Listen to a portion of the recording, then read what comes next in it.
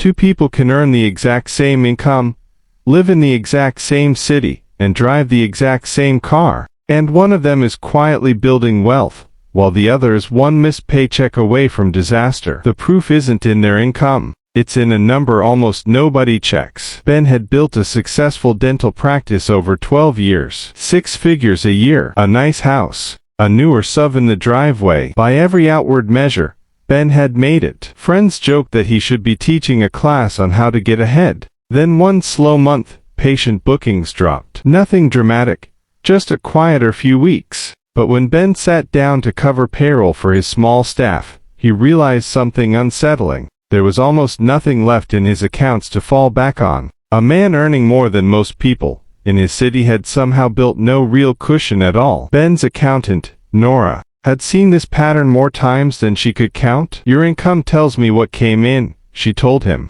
"It doesn't tell me anything about what happened to it after that. For that, I need to see your cash flow." Most people judge their financial health by a single number, how much they earn. But income is only the beginning of the story. What actually determines whether someone builds wealth or stays stuck is what happens to that money after it arrives, month after month. Think of it like a river. Nobody judges a river's health by how much water flows in at the source. They judge it by where all that water ends up, whether it reaches the fields it's meant to feed, or rushes straight past and drains uselessly into the sea. Ben's income was the water flowing in. His cash flow was where it had actually been going the whole time. Lesson 1.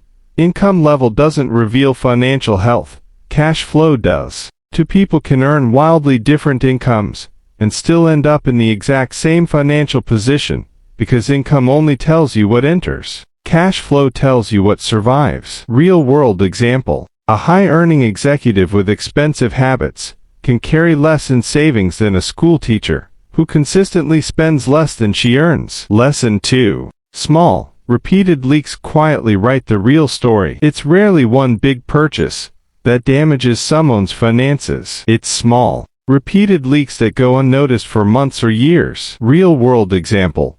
Several small subscriptions, each seemingly harmless, adding up to a meaningful monthly drain when reviewed together. Picture running a successful-looking business or holding a well-paying job for years, confident that the income alone was proof you were doing fine. Then picture one ordinary, unremarkable month, nothing catastrophic, just slightly slower than usual, revealing that underneath the income, there had never actually been a cushion at all. That was Ben's month. Not a crisis, just a quiet and comfortable mirror, showing him a story his income had been hiding the entire time. Here are some practical takeaways. 1. Track where money goes, not just where it comes from. A simple monthly review of outgoing expenses reveals far more than your pay stub ever will. 2. Separate essential flow from leaks. Housing and bills are essential. Recurring small purchases you barely notice are often leaks. 3. Build a cash flow buffer before you build a bigger lifestyle. A cushion of even 1 month's expenses changes how every slow period feels. 4.